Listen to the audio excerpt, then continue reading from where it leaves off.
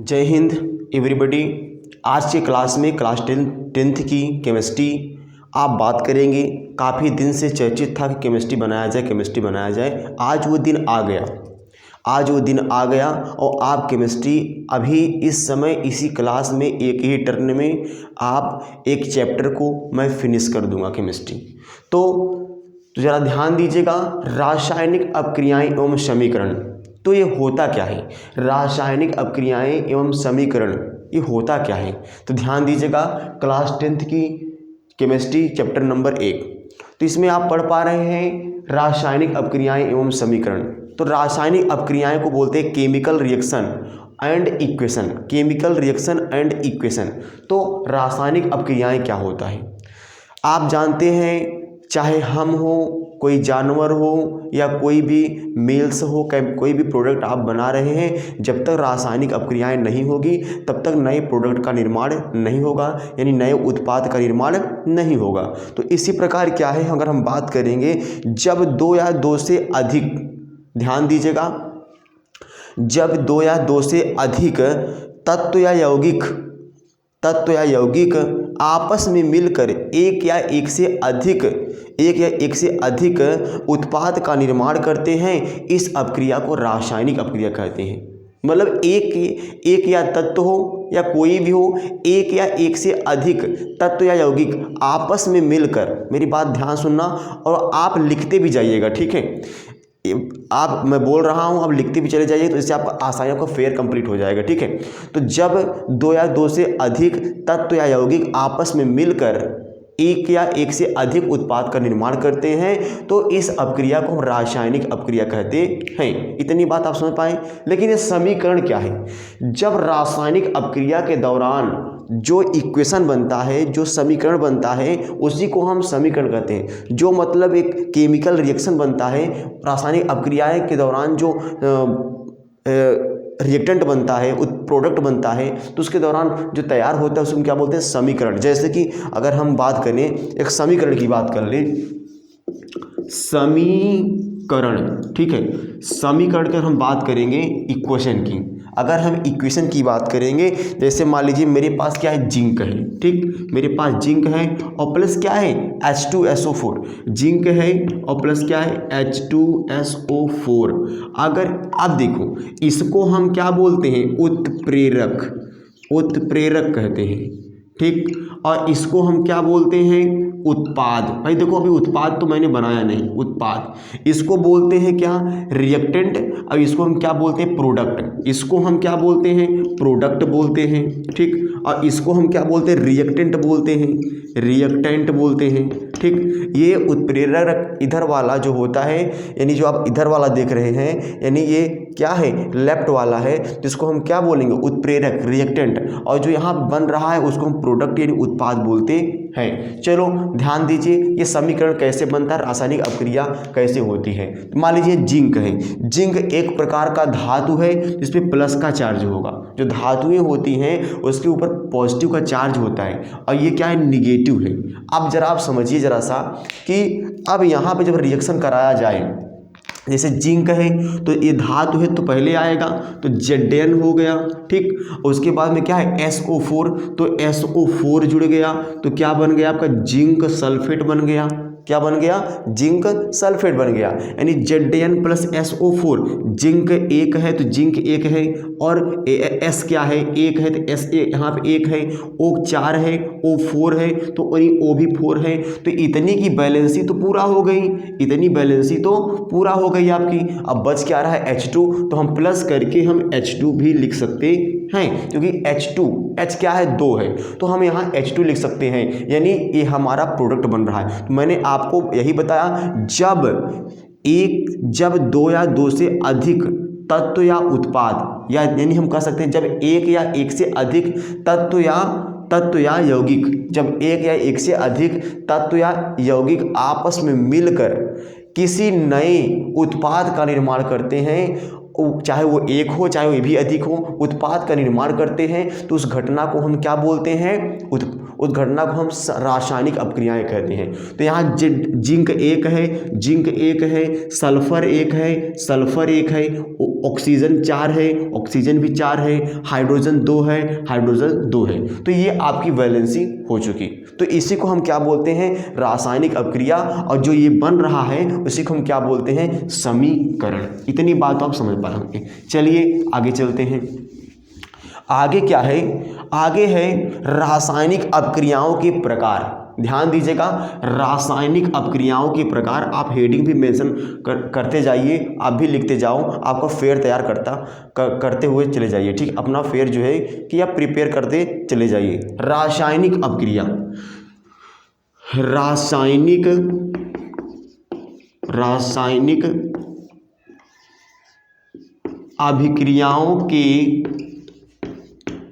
अभिक्रियाओं के प्रकार। रासायनिक अपक्रियाओं के प्रकार यानी टाइप ऑफ रिएक्शन। ठीक है, टाइप ऑफ रिएक्शन। तो रिएक्शन कितने प्रकार के होते हैं, तो रिएक्शन 5 प्रकार के होते हैं। ध्यान दीजिएगा, रिएक्शन 5 प्रकार के होते हैं, रिएक्शन 5 प्रकार के होते हैं। ठीक, तो रासायनिक अपक्रियाओं के प्रकार यानी types of reaction. Reaction are 5 types. पहला है संयोजन अपक्रिया। ठीक है, संयोजन अभिक्रिया। दूसरा क्या है, वियोजन या अपघटन अभिक्रिया।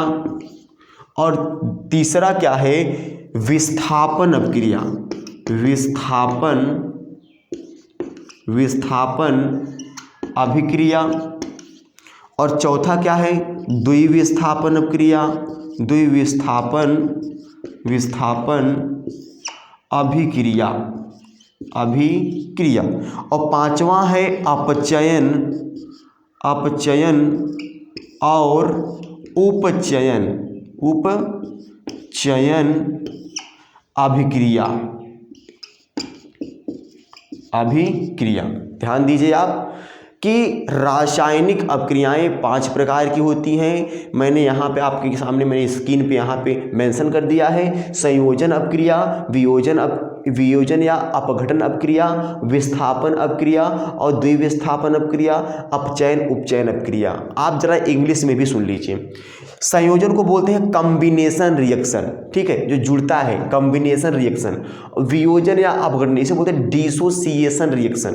और इसको क्या बोलते हैं, विस्थापन अपक्रिया, डिस्प्लेसमेंट रिएक्शन। ठीक है, क्या बोलते हैं, डिस्प्लेसमेंट रिएक्शन। और द्विविस्थापन है डबल डिस्प्लेसमेंट रिएक्शन। और इसको हम अपचयन उपचयन को हम कहते हैं रिडक्शन एंड ऑक्सीडेशन रिएक्शन, अर्थात हम कह सकते हैं रेडॉक्स अपक्रियाएं यानी रेडॉक्स रिएक्शन, इसको हम कह सकते हैं। इतनी बात आप समझ पाए होंगे, इसको आप नोट कर लीजिए, वीडियो को पॉज करके नोट कर लीजिए। फिर हम पहले बात करते हैं। ठीक है, संयोजन अपक्रिया की हम बात कर लेते हैं। पहला हेडिंग डालिए आप, संयोजन अपक्रिया, साथ में लिखते भी रहिए आप। ठीक है, संयोजन अपक्रिया। चलिए इसके बारे में बात कर लेते हैं। संयोजन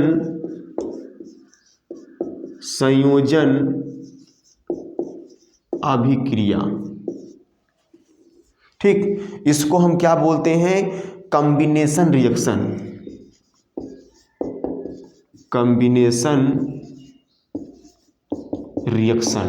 ठीक, कॉम्बिनेशन रिएक्शन कहते हैं, संयोजन अपक्रिया कहते हैं। ध्यान दीजिएगा, ऐसी अपक्रियाएं, थोड़ा ध्यान दीजिएगा, ऐसी अपक्रियाएं जिनमें 2 या 2 से अधिक, मतलब कि हम कह सकते हैं ऐसी अपक्रियाएं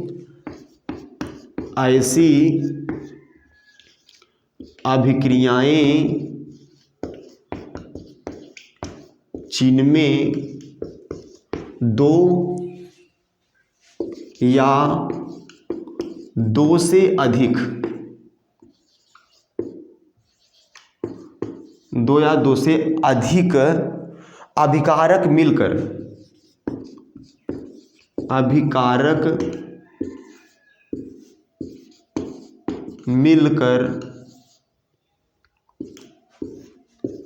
एकल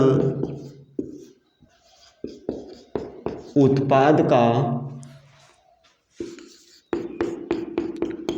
निर्माण करते हैं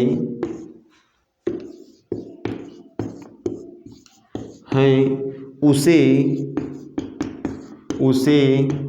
संयोजन अभिक्रिया कहते हैं। जैसे कि मैंने कहा कि संयोजन अभिक्रिया, ऐसे अभिक्रिया जिनमें दो या दो से अधिक अभिकारक मिलकर एकल उत्पाद का निर्माण करते हैं उसे हम संयोजन अभिक्रिया कहते हैं। जैसे कि मैंने कहा CaO प्लस H2O, ठीक, ध्यान दीजिएगा, ये तो अभिकारक है। मैं अभी पहले आपको बताया कि ये क्या है, अभिकारक है, अभिक्रिया कराने वाला। तो मैंने क्या कहा ना कि ऐसी अभिक्रिया जिनमें दो या दो से अधिक, मतलब दो होना चाहिए, दो से अधिक होना चाहिए, अधिक अभिकारक मिलकर एक उत्पाद का यानी एकल उत्पाद का निर्माण करते हैं, उसी को हम क्या बोलते हैं, संयोजन अभिक्रिया, कॉम्बिनेशन रिएक्शन। जैसे कि यहाँ देखो कैल्शियम कितना है, 1 है, तो चलो बना लेते हैं। कैल्शियम 1 है, इसमें प्लस का चार्ज होता है, इसलिए मैंने इसको पहले लिख दिया। Ca 1 है और प्लस ब्रैकेट में लिख दो OH ट्वाइस। तो यहाँ पे कैल्शियम ऑक्साइड था और प्लस कैल्शियम ऑक्साइड में अगर पानी को तो मिलाओगे तो यहाँ पे कैल्शियम हाइड्रोक्साइड बनेगा, यानी बुझा चूना, यानी चूने का पानी। इसको हम क्या बोलते हैं, बुझा हुआ चूना बोलते हैं, बुझा चूना बोलते हैं, चूना, ठीक है। यहाँ पे हम बुझा चूना बोलते हैं कैल्शियम हाइड्रोक्साइड। और प्लस जानते हो उष्मा भी निकलती है, उष्मा कैसे, अगर एक मग में अगर आप किसी चूने के पत्थर को अगर आप भिगोगे तो क्या होता है, उसमें एक प्रकार की एक मतलब की आवाज़ आती है, बुलबुले की आवाज़ आती है, क्योंकि वो अपने आप में रिएक्शन करने हैं। पानी और चूने के साथ जब चूने पत्थर के साथ जब रिएक्शन होता है ना तो एक आवाज़ आती है, बुलबुले की आवाज़ आती है और वो एकदम गर्म भी हो जाता है, हीट भी हो जाता है, यानी उसमें उष्मा भी निकलती है।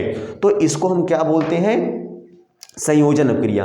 मतलब कि सारे जुड़कर एक प्रोडक्ट का निर्माण करते हैं, सारे जो रिएक्टेंट होते हैं वो ऐड होकर जो एक ही प्रकार के प्रोडक्ट का फॉर्मेशन करती है, उसी को हम क्या बोलते हैं, संयोजन अभिक्रिया कहते हैं। चलो इसको तो आप नोट कर लिए होंगे ये वाला, ठीक है।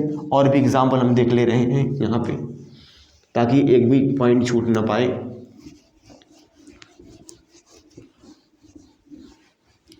दूसरा है कार्बन प्लस ऑक्सीजन।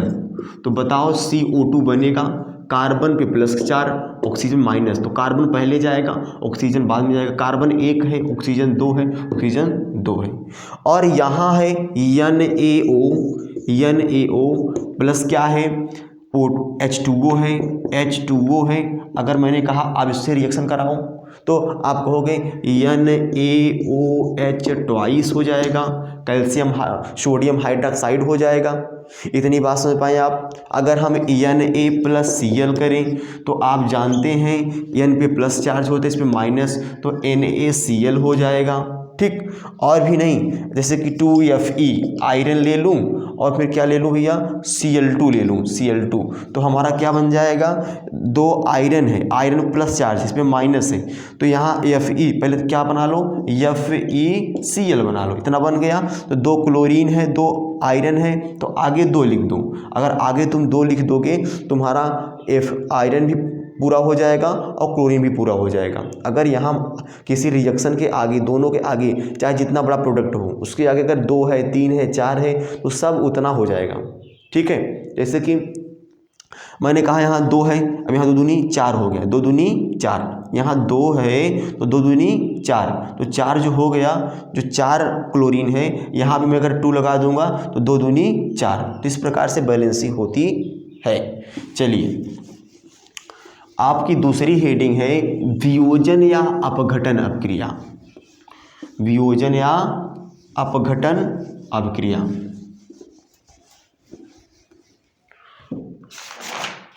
वियोजन या अपघटन अभिक्रिया। दूसरा है वियोजन या अपघटन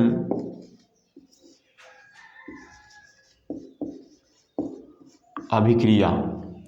इसको बोलते हैं डिसोसिएशन रिएक्शन। ठीक है, इसको हम क्या बोलते हैं, डिसोसिएशन रिएक्शन, यानी डिसोसिएशन रिएक्शन। ठीक, डिसोसिएशन रिएक्शन।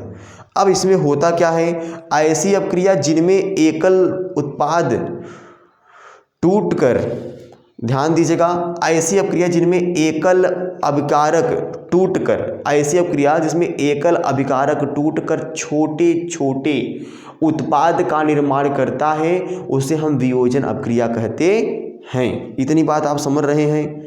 ठीक, जैसे कि क्या होता है कि अगर कोई एक प्रोडक्ट है और कई टुकड़ों में टूट जाए तो उसको बोलेंगे वियोजित हो गया, अपघटन हो गया, डिसोसिएट हो गया। जैसे कि मान लीजिए मेरे पास क्या है, एक बर्फ़ है। अगर बर्फ़ को मैं रेफ्रिजरेटर के बाहर निकालूंगा तो बर्फ़ अपने आप पिघल कर वो पानी के छोटे छोटे कणों में टूट जाएगा, तो वो अपघटन हो गया। अपघटित जो चीज़ गल गया, हट गया, खत्म हो गया, उसे हम क्या बोलते हैं, वियोजन अपक्रिया कहते हैं। तो आज बात करते हैं, जैसे कि हमारे पास क्या है, एक रिएक्शन मैं आपको बता रहा हूँ, उसी से आप समझ जाएंगे। 2FeSO4, 2FeSO4। अब देखो ये अकेला है।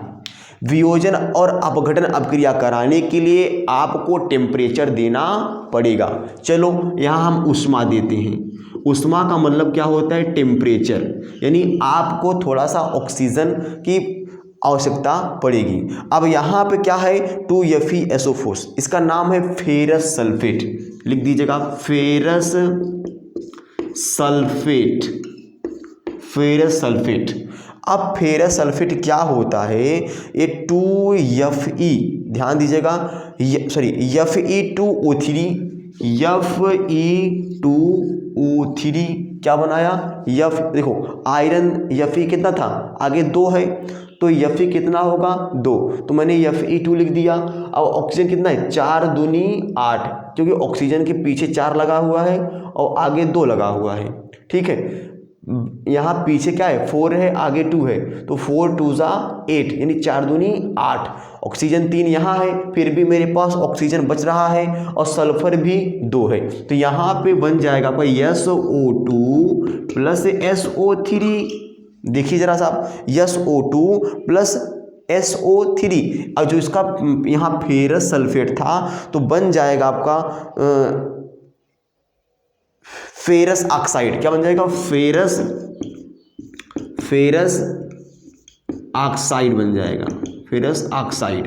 ठीक, तो यहाँ पे फेरस सल्फेट था और फेरस ऑक्साइड, मतलब देखो आप कि एक ही अभिकारक टूट गया है, कई प्रोडक्ट में टूट गया। तो मैंने आपको कहा ना, आपको मैंने ये कहा ऐसी अपक्रिया जिनमें एकल अभिकारक एकल अभिकारक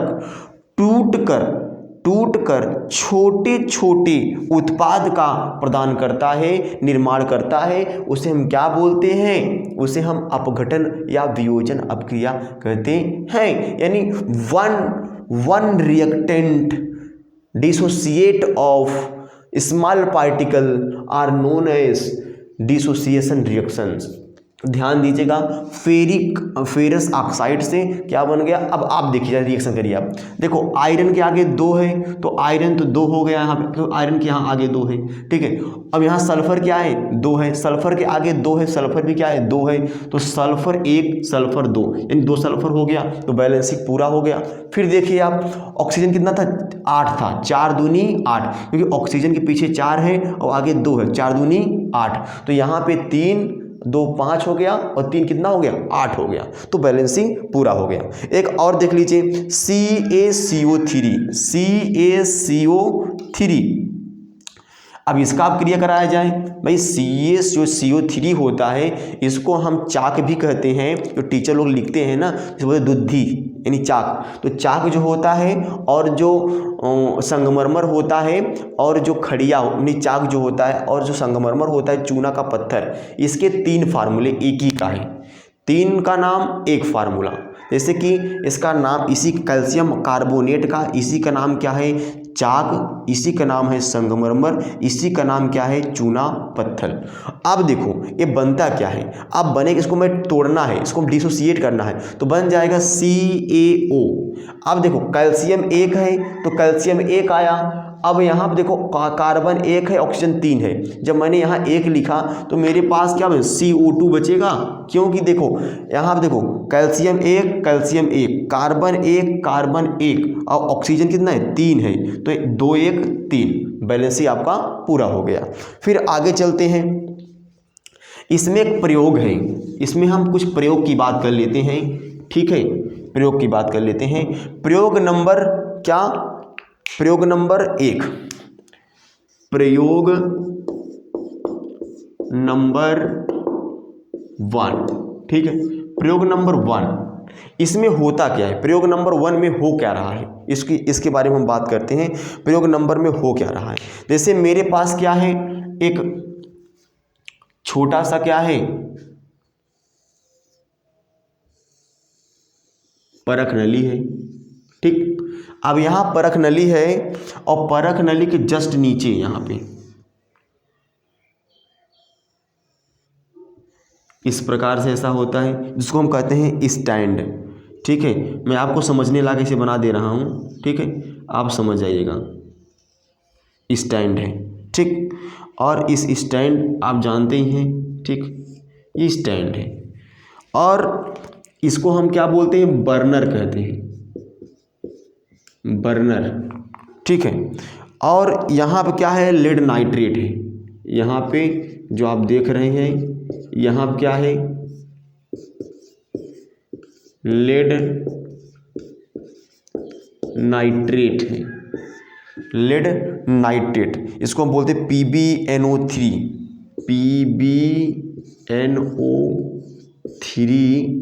twice, lead nitrate PbNO3 twice. लेकिन क्या होता है, जब इसको गर्म करते हैं, बर्नर को जब जलाते हैं तो वो क्या होता है, इस प्रकार से जब इसमें लौ लगती है ऐसे, ठीक है, लौ लगती है तो क्या होता है, इस नली में से जो लौ होती है गर्म होने पर भाप बनकर निकलने लगती है इस प्रकार से।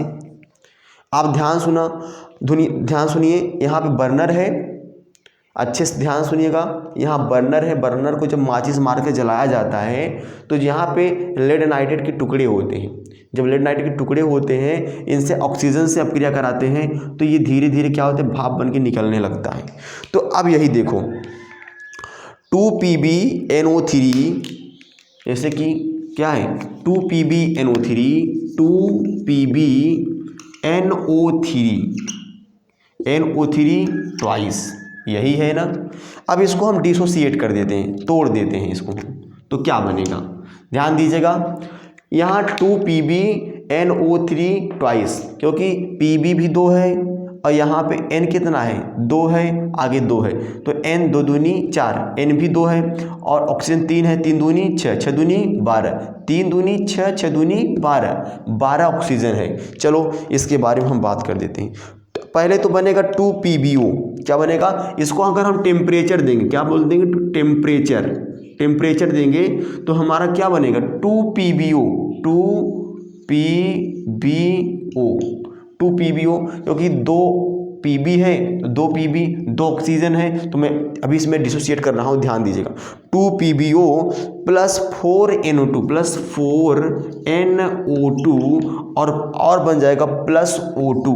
ठीक है, प्लस O2 कैसे बना, ध्यान दीजिएगा। अब देखो 2 Pb है, Pb तो Pb क्या है, 2 आया यहाँ पे, 2Pb यहाँ है और आगे 2 लगा है तो 2Pb बैलेंस ही हो गई। अब नाइट्रोजन कितना है, 4 है, क्योंकि नाइट्रोजन के आगे 2 लगा है, पीछे भी 2 लगा है, 2 दूनी 4, तो देखो यहाँ पे 4 नाइट्रोजन भी हो गया आपका। ठीक, इसकी बैलेंस ही हो गई। अब देखो यहाँ पे 12 ऑक्सीजन है, देखो 3 अंदर है, 3 दूनी 6, 6 दूनी 12, तो 12 का मतलब क्या है कि देखो यहाँ पे ऑक्सीजन है ना, आगे 4 लगा है, पीछे 2 लगा है, तो 4 दूनी 8, 8 हो गया और 2 यहाँ है, कितना 10 हो गया और 2 ऑक्सीजन यहाँ पे है 12। तो आपकी बैलेंसिंग हो गई। फिर से सुन लीजिए आप कि यहाँ पे Pb आगे 2 है तो 2 Pb है यहाँ पे, क्योंकि Pb के आगे 2 लगा हुआ है, ऑक्सीजन के आगे 2 है। अब नाइट्रोजन क्या है 4 है, तो 2 दूनी 4, तो 4 नाइट्रोजन के आगे कितना लगा हुआ है 4 लगा हुआ है, नाइट्रोजन भी 4 हो गया। अब यहाँ पे जो ऑक्सीजन है वो कितना है 3 दूनी 6, क्योंकि 3 दूनी 6 और आगे भी लगा है 6 दूनी 12, तो इसका तो मल्टीप्लाई करोगे तो 6 आएगा, 3 दूनी 6, और यहाँ जब करोगे 6 दूनी 12 आ जाएगा। तो वही चीज़ है ना यहाँ पे कि 4 दूनी 8, ऑक्सीजन के आगे 4 लगा हुआ पीछे 2, तो 4 दूनी 8 और 8 2 कितना हो गया 10 और 10 2 कितना हो गया 12।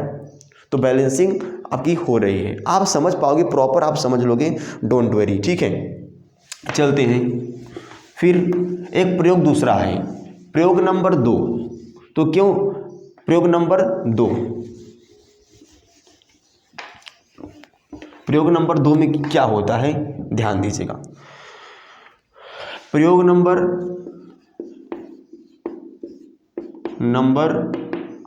2, एक चीज़ मैंने आपको बताया था, जो 2PbNO2 था, जब उसको गर्म किया गया कोथन नली में, जब गर्म किया गया, जब मैं डायग्राम में बनाया था, जब नली में गर्म किया गया था तो वो डिसोसिएट हो गया, टूट गया, वो कई टुकड़ों में टूट गया, ठीक है। तो उसी को क्या बोलते हैं डिसोसिएशन रिएक्शन। जैसे कि अब ध्यान दीजिएगा, यहाँ पे मेरे पास क्या है, एक प्लेट है, एक प्लेट है मेरे पास, ठीक है। और प्लेट को मैंने क्या किया, एक स्थान पे मैंने रख दिया इसको, ठीक, मैंने एक स्थान पे रख दिया, ठीक है, इसको, इस प्लेट को जब हमने रख दिया, अब इसको हम बोलते हैं चाइना डिश। क्या बोलते हैं, चाइना डिश बोलते हैं। अब इसमें हम क्या रखते हैं, AgCl, इसका नाम क्या है, सिल्वर क्लोराइड। Ag का मतलब होता है सिल्वर और Cl का मतलब होता है क्लोराइड, सिल्वर क्लोराइड। लेकिन देने के बाद में जब यहाँ हम क्या करते हैं, सूर्य का प्रकाश में रखते हैं। जब सूर्य का प्रकाश में रखते हैं तो बताओ प्रकाश किरण इसके पास आएगी, इसके पास आएगी, इसके पास आई नहीं आएगा, आएगा।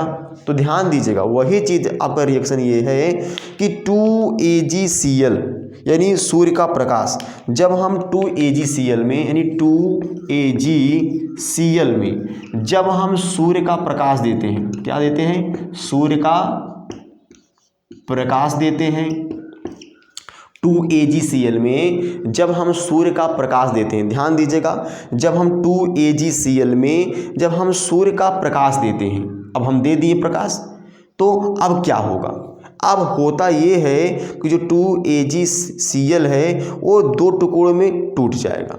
एक 2, अब टूटा कैसे, ध्यान दीजिएगा, 2Ag + Cl2। देखिए अब यहाँ सिल्वर क्लोराइड था, एक चाइना डिश थी, मैंने प्रकाश में, सनलाइट में, मैंने कटोरी में AgCl मैंने रख दिया और रखा, जब उस पर प्रकाश पड़ी तो डिसोसिएट हो गया, टूट गया।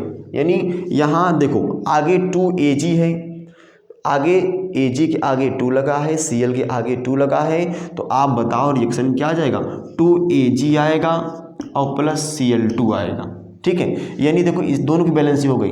Ag कितना है, यहाँ पे Ag कितना है 2, Ag कितना है 2, क्लोरीन कितना है 2, क्लोरीन कितना है 2, बताओ बैलेंस हुई नहीं। तो मतलब एक क्या हुआ, ब्रेक हो गया, एक एकल उत्पाद का छोटे टुकड़ों में निर्माण हो गया, छोटे छोटे टुकड़ों में निर्माण हो गया। इसको हम क्या बोलते हैं, डिसोसिएशन रिएक्शन या अपचयन, या सॉरी अपचयन नहीं बोलते हैं इसे हम क्या बोलते हैं, वियोजन या अपघटन अभिक्रिया, यानी वियोजित हो गया, अपघटन हो गया। अब अगर इसी के जैसा अगर हम आपसे कह दें कि चलो बनाओ 2NaCl, 2NaCl, ठीक, उसके बाद में क्या हो गया, 2FeBr, 2FeBr, तो क्या बनेगा 2FeBr।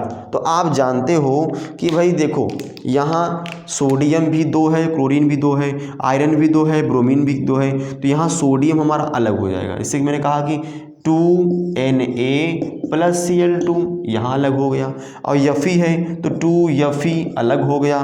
ब्रोमीन क्या है, ये Br2 2 हो गया। आप देख सकते हो जैसे कि यहाँ पे ये हमारा अलग होना है, ये अलग होना है, ये अलग होना है, ये अलग, इस पे प्लस चार्ज होता है, इस पे माइनस का प्लस का, इसलिए वो डिसोसिएट हो गया, अलग हो गया, ब्रेक हो गया। अब तीसरा अभिक्रिया है आपका, तीसरी हेडिंग बन रही है आपकी विस्थापन अभिक्रिया। तीसरी आपकी हेडिंग बन रही है विस्थापन अभिक्रिया। विस्थापन अभिक्रिया क्या है? तीसरा विस्थापन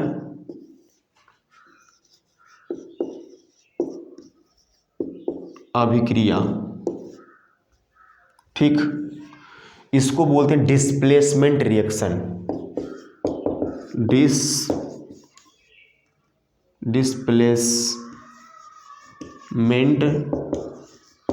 रिएक्शन, इसको हम क्या बोलते हैं? Displacement reaction.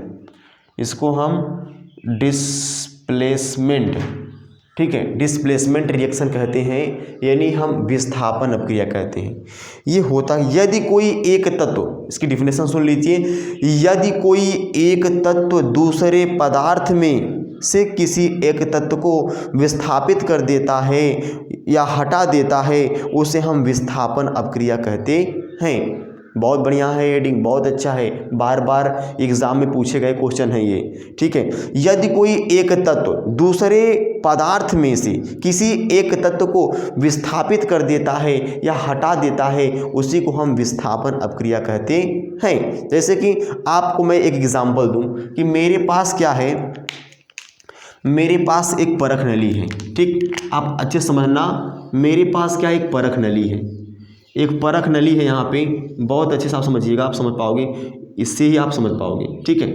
अब यहाँ परख नली है, मैंने स्टैंड वगैरह बनाया नहीं है, ठीक है, परख नली है, और परख नली मैंने क्या किया, मैंने किया क्या कि परख नली में मैंने यहाँ पे एक पट्टी लगा दी और ऊपर से मैंने एक धागा के द्वारा क्या किया, ऐसे ऐसे ऐसे ऐसे ऐसे और ऐसे मैंने ये लोहे की कील कर दिया, लोहे की कील यहाँ पर भी, ठीक है, यहाँ पर भी और यहाँ पर भी, ये लोहे की कील है, ठीक है, लोहे कील है। और जो आप यहाँ देख रहे हैं, यहाँ इस प्रकार से ऐसे ऐसे मैंने यहाँ पे दूसरे मार्कर से ड्रॉ कर दिया, ठीक है।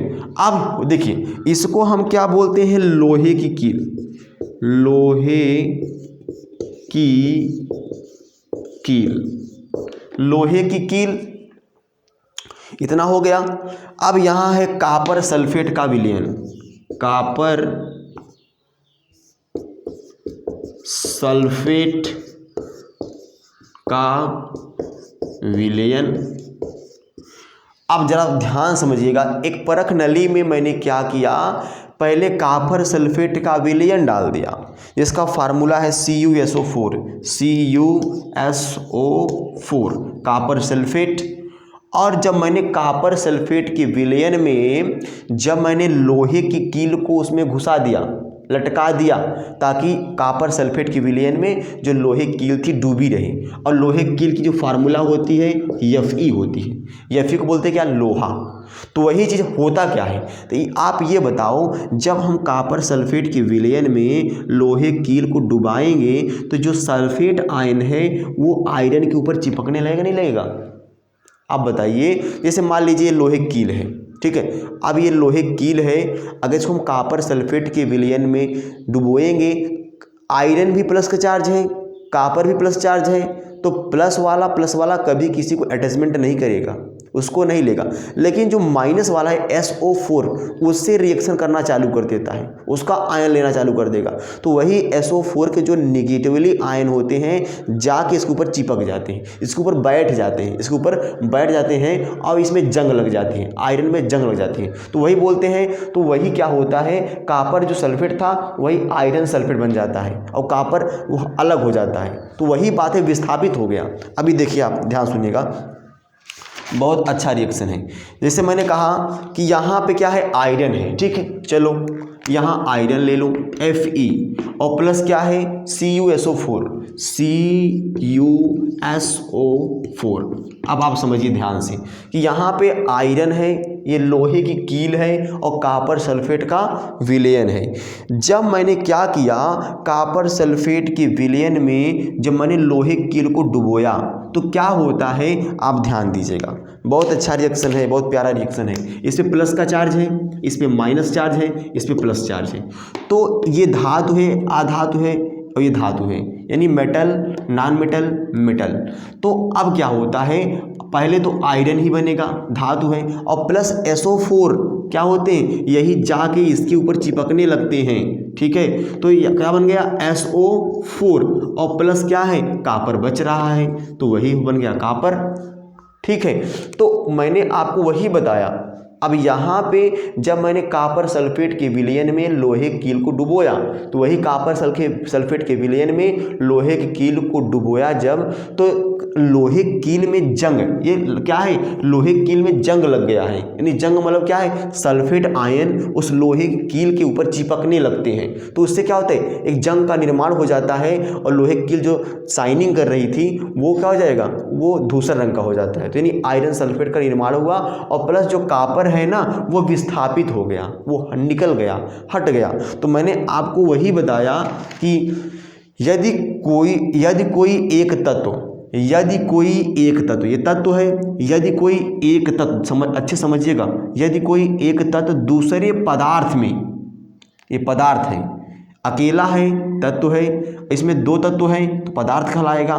तो जब कोई एक तत्व दूसरे पदार्थ में से किसी एक तत्व को विस्थापित कर देता है, हटा देता है, उसी को हम क्या बोलते हैं, विस्थापन अपक्रिया, डिस्प्लेसमेंट, अपना स्थान छोड़कर भाग गया।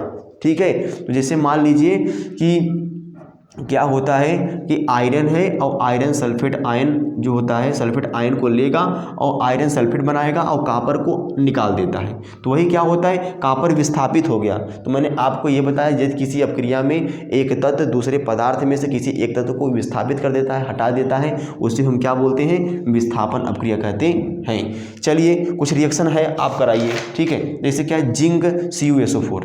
अब मैंने कहा जिंक प्लस CuSO4, तो आप कैसे कराओगे कि Zn है, जिंक पर प्लस चार्ज होता है, इस पे माइनस, तो Zn प्लस SO4 आएगा। ठीक, और कॉपर है, कॉपर तो अलग निकल जाएगा। ठीक है, यानी जिंक भी एक है, जिंक भी एक है, S भी एक है, O4 है, S एक है, O4 है, कॉपर एक है, कॉपर एक है। बैलेंसिंग भी देखना बहुत ज़रूरी है। आगे देखिए, अब क्या होता है, PbCuCl2, Pb प्लस CuCl2। अब देखो इसमें क्या होता है, Pb क्या है, प्लस है, ये क्या है, प्लस है, ये माइनस है, तो PbCl2 बनेगा, PbCl2 बनेगा, PbCl2 बनेगा, और प्लस क्या बच रहा है, कॉपर, तो कॉपर हमारा यहाँ पे अलग हो जाएगा। तो यहाँ पे PbCl यानी लेड है और कॉपर क्लोराइड है, तो लेड क्लोराइड बन गया, कॉपर अलग हो गया, सब में विस्थापित हो रहा है, सब में विस्थापित, सब निकल रहा है। जैसे अब मैंने बोला, अब यहाँ पे मैंने कहा Na plus CuSO4, Na plus CuSO4, तो हमारा NaSO4 बन जाएगा, NaSO4 बन जाएगा, और प्लस जो हमारा कॉपर है वो कॉपर यहाँ से अलग हो जाएगा। ठीक है, यहाँ पे प्लस के चार्ज है, यहाँ माइनस, यहाँ धातु है, अधातु है, यहाँ प्लस है, तो कॉपर हमारा अलग हो गया, NaSO4 बन गया। एक रिएक्शन और देख लीजिए, MgCuCl2, मैंने कहा Mg प्लस CuCl2। अब देखिए क्या होता है, Mg प्लस CuCl2, इसमें हो क्या रहा है कि Mg है प्लस के चार्ज और क्लोरीन क्या है, माइनस, यहाँ प्लस है, तो हमारा MgCl2 प्लस क्या बन गया, हमारा कॉपर बन गया। क्या बन गया, कॉपर बन गया।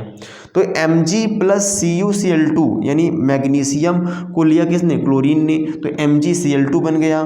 ठीक है, अगर मैं कह दूं कि चलो भाई यहाँ Mg2, चलो 2Mg भी मैं कर दूं, तो यहाँ जो यहाँ MgCl2 था वहाँ 2MgCl हो जाएगा।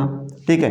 अब यहाँ मैं कह दूँ कि चलो भाई यहाँ सोडियम है, यहाँ आगे 2 लगा दूँ, तो यहाँ क्या था, जो सोडियम था, तो यहाँ पे जो सोडियम था तो यहाँ पे क्या हो जाएगा, यहाँ हम क्या करेंगे, यहाँ पे हम 1 मिनट, नहीं ये ठीक रहेगा, SO4 यहाँ ये जो है ठीक है।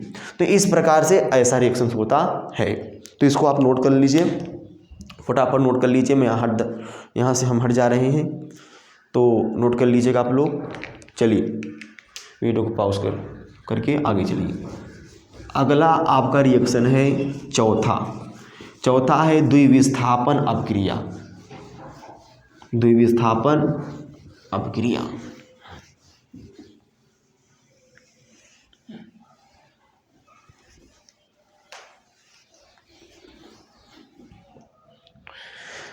द्विविस्थापन अपक्रिया चौथा रिएक्शन है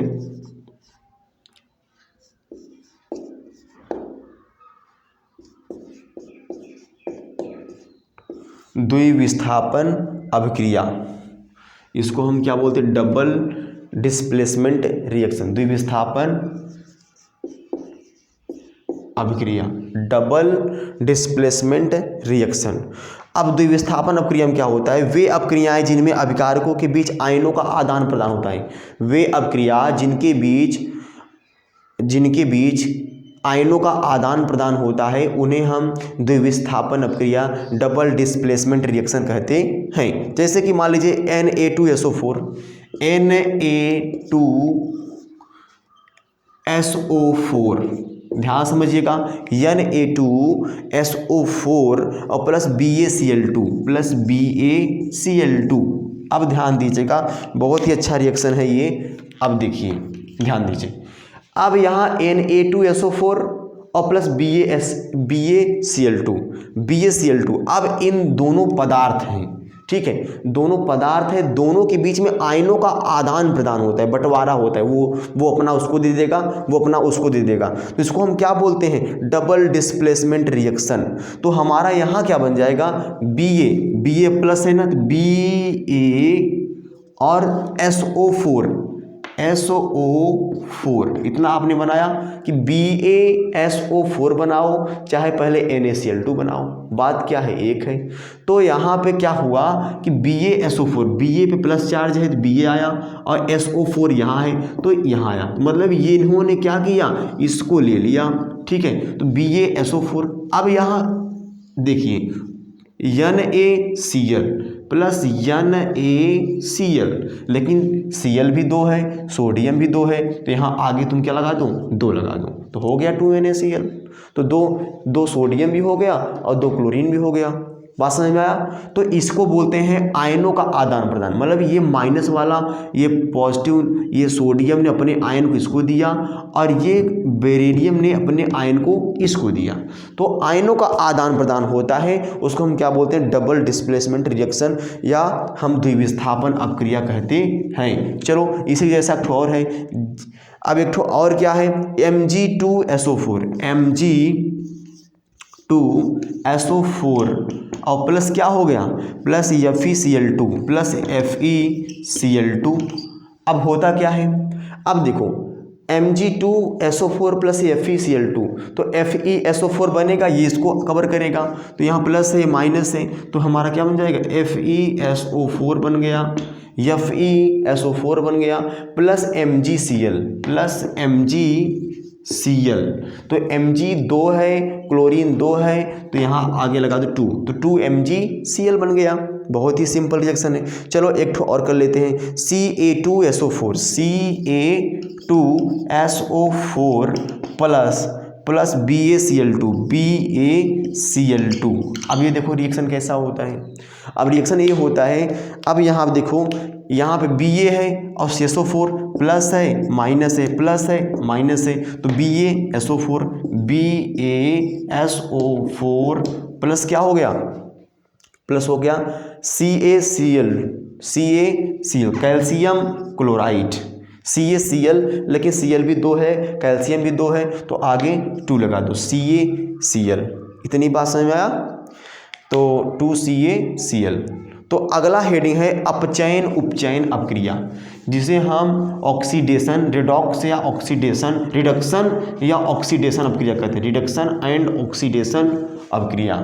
ठीक है, पांचवा यही आपकी अपक्रिया लास्ट है। ठीक है, पांचवा है आपका अपचयन, अपचयन एवं उपचयन अभिक्रिया, अपचयन एवं उपचयन अभिक्रिया, इसको हम बोलते हैं रेडॉक्स रिएक्शन, रेडॉक्स रिएक्शन या रिडक्शन एंड ऑक्सीडेशन रिएक्शन। इसको हम अपचयन या उपचयन अपक्रिया कहते हैं। किसी अपक्रिया में एक अभिकारक अपचयित तथा दूसरा एक अभिकारक, ध्यान दीजिए फिर सुन लीजिए आप, किसी अपक्रिया में एक अभिकारक उपचयित तथा दूसरा अपचयित होता है तो उसी को हम क्या बोलते हैं, अपचयन उपचयन अपक्रिया। यानी कोई भी अगर आप प्रोडक्ट बना रहे हो तो एक उपचयित होना चाहिए और एक अपचयित, अगर दोनों है तो उसको आप क्या बोलेंगे, अपचयन उपचयन अपक्रिया। जैसे हमारे पास क्या है, CuO, कॉपर ऑक्साइड है मेरे पास CuO और प्लस क्या है H2 है, तो आप जानते हो क्या बनेगा, Cu और प्लस H2O बनेगा, Cu प्लस H2O ये बन गया। अब ये बन गया है तो जो अब देखिए बहुत अच्छा रिएक्शन है, बहुत अच्छा। नंबर 1 जो H2 है, H2 क्या बना रहा है, पानी बना रहा है भाई। देखो ये जो H2 है इसको, ठीक, ये हो गया। और जो आपका ये है कॉपर है, कॉपर क्या है, अपचयन, ये देखिए इस प्रकार से है। हाँ, तब ध्यान दीजिएगा। अब इस ऊपर वालों को हम क्या बोलते हैं, उपचयन, अब इसको हम क्या बोलते हैं, अपचयन। ध्यान दीजिए, देखो H2 से क्या बन गया, H2O उपचयित हो गया, यानी खुद ही निकल गया। और यहाँ से क्या, जो आप देख रहे हैं यहाँ इसका अपचयन हुआ है, कॉपर, सिर्फ कॉपर यहाँ अकेला आया है, तो जो अकेला आया उसको हम क्या बोलेंगे, अपचयन। और जो ऐड होकर आ रहा है उसको क्या बोलेंगे, उपचयन। ठीक है, इसको अपचयन बोलेंगे, उसको अपचयन बोलेंगे। चलिए अब अगली कड़ी में चलते हैं। 5 प्रकार के आपके जो रिएक्शन थे वो खत्म हो चुके हैं। अगला मैं आपको बता दे रहा हूँ, जो कि ये भी इम्पॉर्टेंट है, बहुत सारे एग्जाम में आते हैं। एक होता है संक्षारण,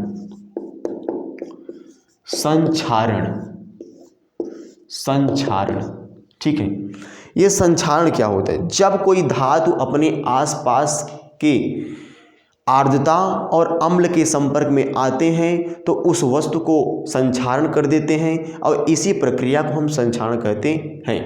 जैसे लोहे पर जंग का लगना, मान लीजिए कोई ये आयरन है, लोहा है, इस लोहे को उठाकर किसी फील्ड में अगर हम फेंक देते हैं तो कितना अच्छा लोहा हो तो 2-3 दिन में ये इस पे ऊपर जंग लग जाएगा, तो संक्षारित हो गया।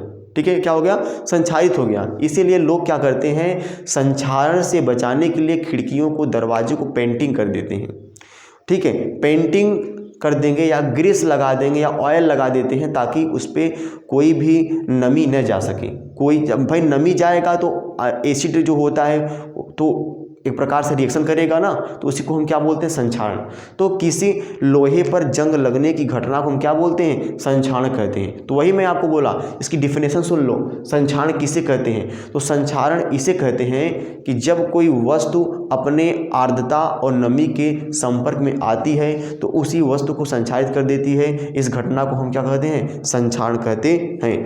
जब कोई धातु अपने आसपास अम्ल आर्द्रता, सुन लीजिए, जब कोई धातु अपने आसपास अम्ल आर्द्रता आदि के संपर्क में आती है तो संक्षारित होती है। इस प्रक्रिया को संक्षारण कहते हैं। कोई अम्ल है, आसपास के अम्ल, कोई धातु है अपने आसपास के अम्ल या आर्द्रता यानी नमी के संपर्क में आती है तो स्वयं को संक्षारित कर देती है, यानी जंग लग जाता है। उसी घटना को संक्षारण कहते हैं। और संक्षारण से बचाने के लिए लोहे पर पेंटिंग किया जाता है और ऑयल लगाया जाता है और ग्रीस लगाया जाता है। ठीक है, अब इसी के बीच में है आपका विकृत गंधिता।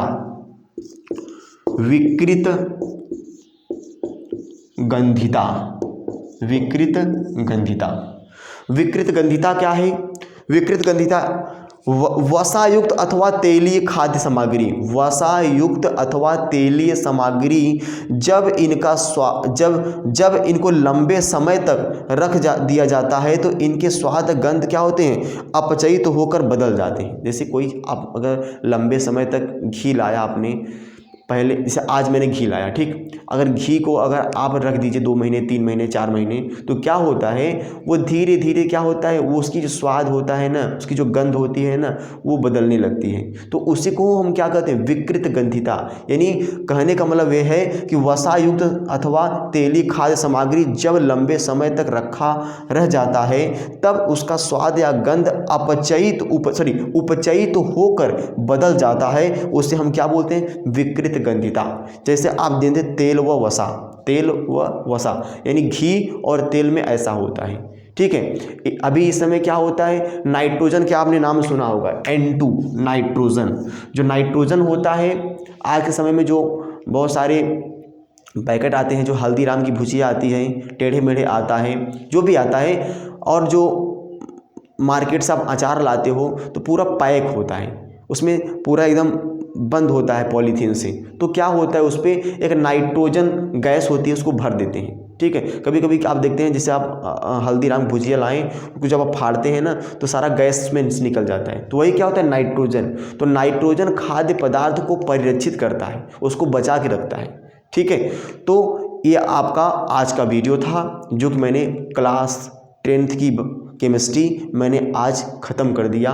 एक ही लेक्चर में, एक ही टर्न में आपका एक चैप्टर फिनिश, ठीक है। इसमें से आपके यूपी बोर्ड में 3 क्वेश्चन आएंगे, ठीक है।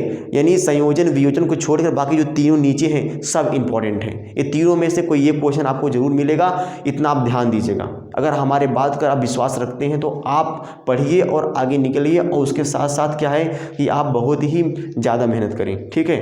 तो आपका इसमें से कम 2 क्वेश्चन आपके आएंगे इस चैप्टर में से। तो मैंने ये आपके 2 क्वेश्चन के लिए मैंने पूरी चैप्टर मैंने शॉर्ट फॉर्म में पढ़ा दिया है। शॉर्ट फॉर्म क्या बहुत गहराई में पढ़ाया है और बहुत अच्छे से पढ़ाया है, इसको आप शॉर्ट फॉर्म ना मानिए, ठीक है। मैंने हर रिएक्शन को एक एक छोटे टुकड़े में तोड़कर मैंने आपको बता दिया, तो इसको आप पढ़ते रहिए। Next chemistry class, next video आपको जल्दी ही मैं प्रोवाइड करूंगा दोस्तों। अगर हमारे वीडियो को अगर हमारा वीडियो अगर आपको पसंद आए तो आप लाइक सब्सक्राइब जरूर करें दोस्तों। नमस्कार।